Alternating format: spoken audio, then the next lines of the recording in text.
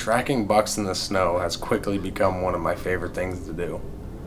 Ever since I was a young kid, my dad has taught me to try to act like a mature deer in the woods and think like a buck. And I thank him for teaching me a lot of those skills, and then me trying to add on to it as I grow and become better as a woodsman and an outdoorsman. Tracking bucks in the snow is single to none. There's nothing like it. It's something you just have to experience for yourself, and the adrenaline rush is incredible. You're on your edge of your seat the entire time, knowing that you're only minutes behind that fresh track, and at any given moment you look up and peer through the timber amongst the snowflakes, and there he is standing there looking at you. 9 times out of 10 they catch you before you catch them, so that's kind of what makes it exciting. Self-filming has been another challenge, so putting these two things together is one of the most challenging things I have ever done in my life, and I am just really fortunate that it happened the way it did. I'd rather be lucky than good, and I definitely had the luck on this one. Basically, I carry the camera everywhere I go. When I decided to film and try to document all my hunts and everything I do, it's definitely had its challenges, but I put my brain to it and told myself that I'm not going to give up on it. And it's kind of the same thing you have to do with tracking a deer in the snow. You can't give up, but you got to be smart about it, and you can't make mistakes, because if you make a mistake on a mature deer, they know you're there. You're in their home, and it'll be quickly over before you know it. So starting off in 2021, this was my first time going to New York. A few days into New York's gun season, so there's already been some pretty good hunting pressure. So I knew I had to go deep. I knew I had to get away from guys, and I just put my knowledge to the test and basically went to have fun with it. Wow, it's currently snowing. These tracks seem to be. They could have been last night, or they could have been early this morning. Just because it snowed first thing this morning at 6 o'clock. Pretty hard. There seems to be some more up here. They go downhill.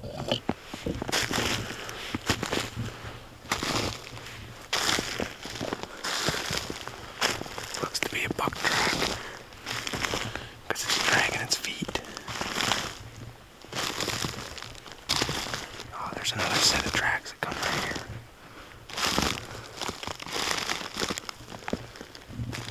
You can see the other set coming down off the hill.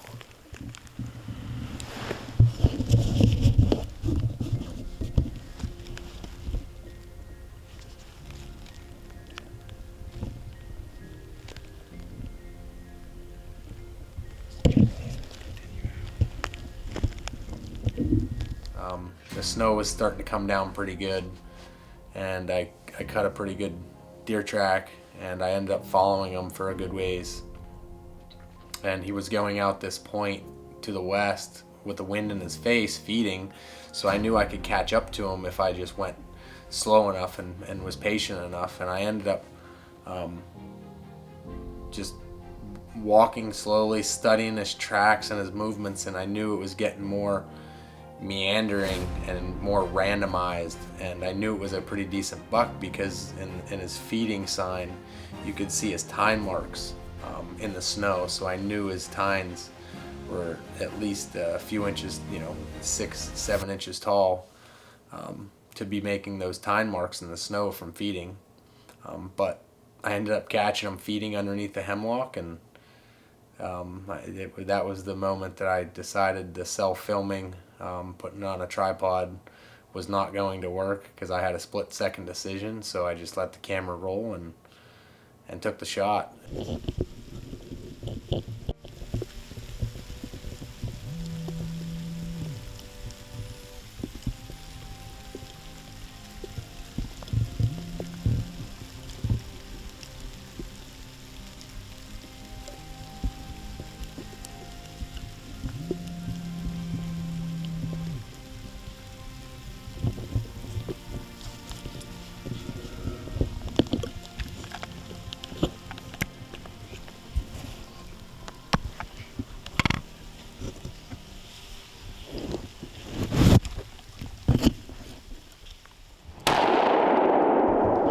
We got him, baby.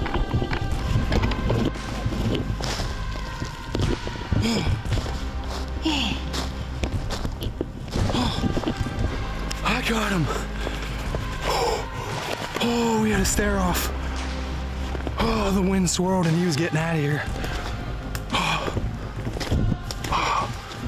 Oh man. Looks to be like a decent 3-year-old.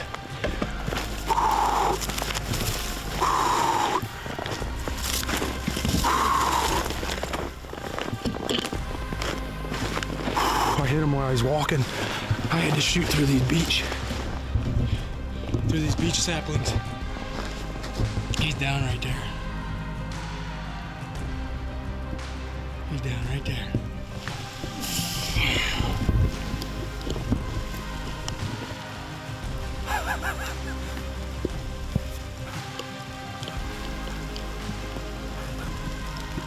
Can't be more pleased than that right there, boy. In the snow.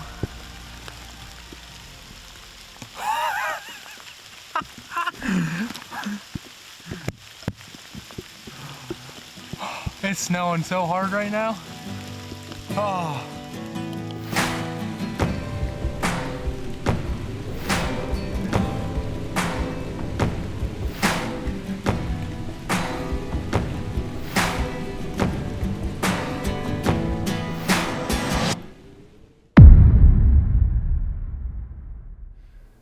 That brings me to 2022, where I decided that I was going to get the kill shot on film this year. I was late getting there that morning. I got up and drove the few hours it was to New York. I got up at 2 a.m. and hit the road and hit snow right there before I got to where I was going. And when I got there, it wasn't fresh snow. It snowed the day before, and I'm just lucky that it started to melt and turned into a pretty good day.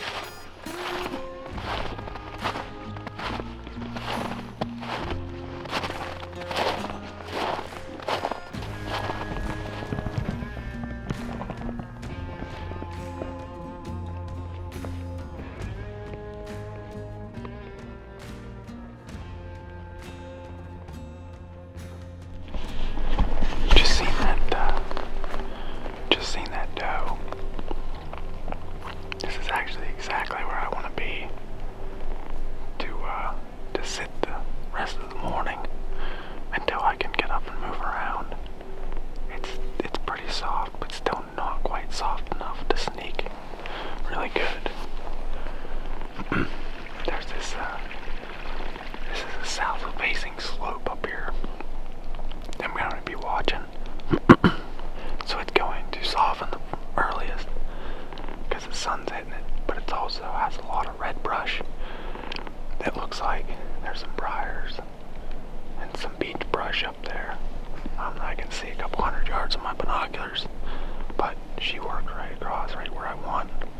I just happened to catch her as I crested the hill. She was just walking straight across by herself, which was weird, but it is what it is. I am going to sneak up here another 50 to 75 yards up to this big down log and probably sit there. I have the sun on my back. I got the thermals, I got the wind, I got everything, and to see what crosses this thick bottom down below me. I cut a buck track earlier in the morning, and I knew he was headed out to this big point to the east that juts off by itself on this north-south ridge system. It's basically a micro point that jutted out by itself. I seen a buck track going on it when I was in pursuit of the other deer, and it was about an hour before dark, and it was about a mile to a mile and a half away from where I was at 4 o'clock. As I was looking at the maps, and I decided instead of going to the truck, I was like, I'm gonna go deeper into the timber. Just something my gut instinct told me to go that direction, and that's something you just kind of got to trust every now and again. And I'm sure glad I did, because as I approached the ridge where I was getting close to where those tracks went over the side hill, a deer stood up out of its bed, and I thought it was a buck, and kind of startled me, but it ended up just being a lone doe bedded in the blowdowns. And I let her kind of calm down and work off for 10-15 minutes, and it was just getting to that gray light period, you know, the last 10-15 minutes of shooting light. And I just wanted to see what was down that ridge and in that big hollow in that bowl. So I worked down where I could get a little more vantage point, and I looked across and picked up my binos, and because I caught movement, and I just seen Rack sticking out feeding with his butt to me. And I told myself, just hit record, get on him, and just let it ride. I ended up capturing some of the best footage that I could have ever imagined in terms of self-filming spot and stalk on the ground in the timber.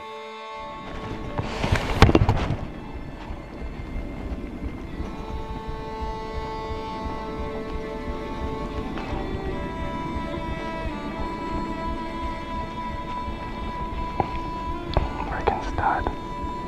I knew he was in here.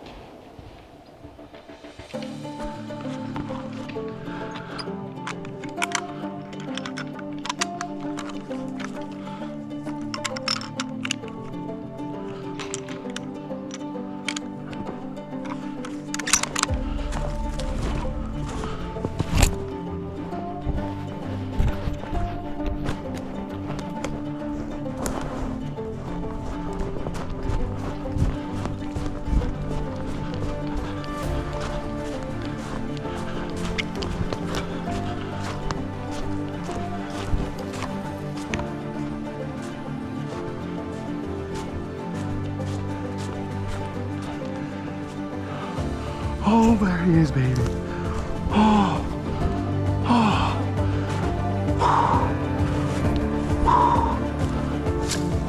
Oh yeah, baby. Oh. Whoa! Oh.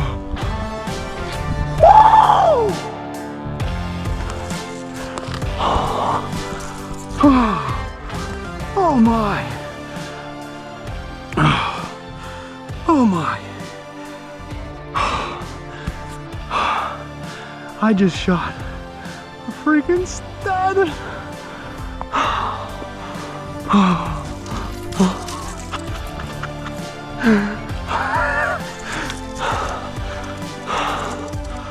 Oh yes.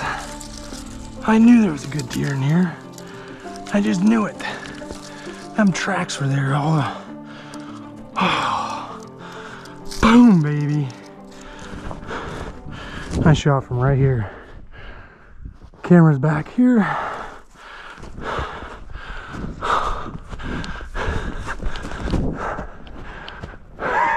Let's go, baby.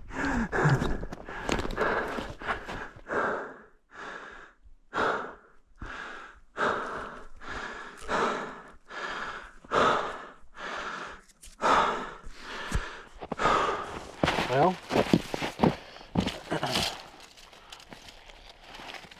trying the best I can here with what I got. Here he is. In all his glory. Big old mountain buck. New York public ground. Pretty close to where I shot my big one last year. No, not big, but a good one. I'm tickled to death. That is just awesome character. Good brows, nice heavy. Look at how old his face is. Ah, just a phenomenal deer. I couldn't be more happy than to take something like this. Man, thank you. I worked hard for this one today, buddy. I think I'm on mile 10 on the day, maybe 11. New York public ground buck, 2022. Thank you, sir. Now the work begins. I got a long drag out of here. Well worth it.